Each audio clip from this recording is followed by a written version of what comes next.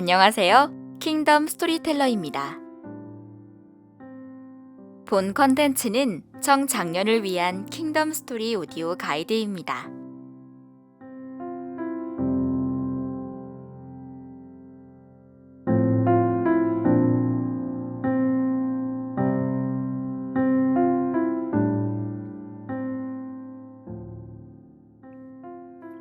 인생의 위기 순간에 나의 편이 되어주고 나를 위해 싸워주는 친구나 힘있는 사람이 곁에 있다면 얼마나 좋을까요? 오늘 본문은 위기 가운데 있던 이스라엘을 위해 싸우시는 용사로서의 하나님을 잘 보여줍니다. 하나님은 유능하고 탁월한 용사입니다. 그 하나님은 위기에 처한 자기 백성을 위해 싸우시고 결국 그들에게 승리를 안겨주셨습니다. 이스라엘 백성이 애굽에서 해방되었습니다. 하지만 바로는 선발된 병거 600대와 군사를 동원하여 이스라엘 자손들을 추격했습니다. 이스라엘 백성은 추격하는 애굽의 군대 때문에 심각한 위기를 맞이하게 되었죠.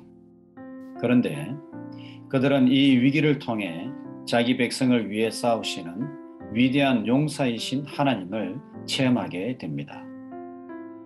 먼저 하나님은 이스라엘 진 앞에서 인도하던 사자와 구름 기둥을 진 뒤로 옮겨 애굽 군대가 더 이상 가까이 오지 못하게 합니다.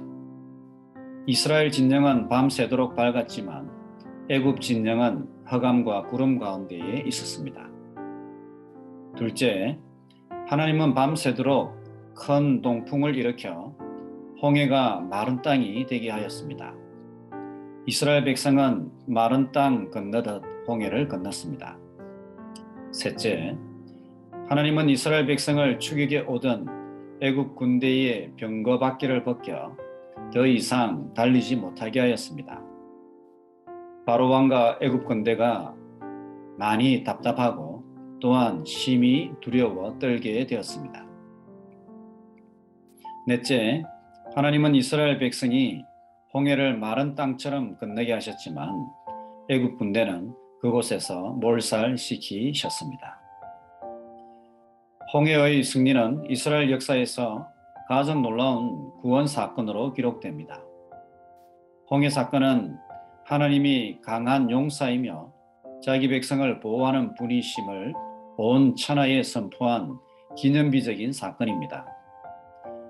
하나님께서 대적과 싸운 이 사건은 차후 선지서에서 하나님 나라와 백성에게 중요한 주제이자 전통으로 자리매김하게 되었습니다. 신약 성경에서 사도 바울은 이스라엘 백성이 홍해를 건넌 사건을 성도의 세례와 연결합니다. 홍해 사건은 하나님이 자기 백성을 죽음에서 건지시고 새 신분과 자유를 허락한 생명의 사건이기 때문에 세례와 그 의미가 일맥상통하고 있는 것입니다.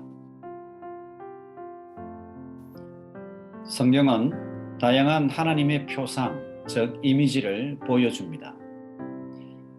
이사야 6장을 보면 하나님은 온 만물을 홀로 통치하시는 주권자 왕으로 묘사됩니다.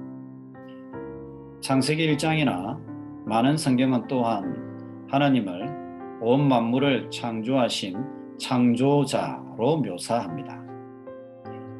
이사야 49장이나 이사야 66장은 하나님을 갓난 아이를 돌보시고 양육하시는 어머니로 묘사합니다. 또 다른 많은 성경은 하나님을 그 백성의 죄를 심판하시는 공의로운 심판자로 묘사하고 있습니다. 그런데 오늘 출애굽기 15장의 홍해 사건에서 하나님은 자기 백성을 위해 싸우시는 용사이신 하나님으로 등장하고 있습니다. 하나님은 자기 백성을 억압하는 대적과 친히 싸우시고 그들을 자유케 하시는 용사이십니다.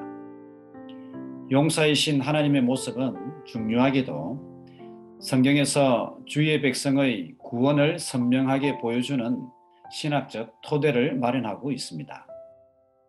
자기 백성의 대적과 싸울 뿐 아니라 그들을 억압과 고통에서 구원하시는 하나님은 자기 백성의 권능 있는 구원자이십니다.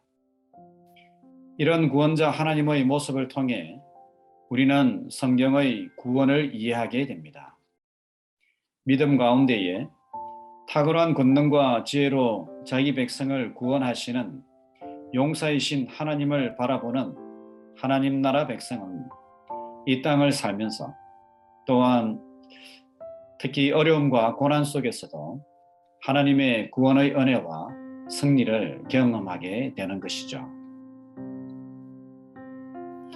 애국 군대와 싸운 용사이신 하나님께서 오늘날 우리 삶의 현장에서도 대적과 친히 싸우시고 승리를 안겨주신다라는 사실은 오늘을 살아가는 주의 백성들에게 더없이 큰 힘과 위로를 전해주고 있습니다.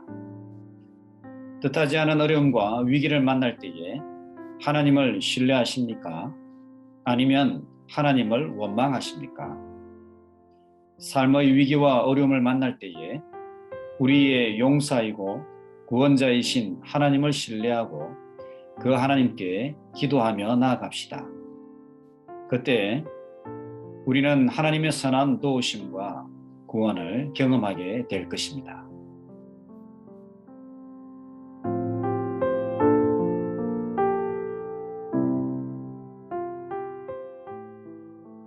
하나님 나라를 위해 더욱 헌신하는 청취자 여러분 되길 바라며 이상으로 킹덤 스토리텔러를 마치도록 하겠습니다.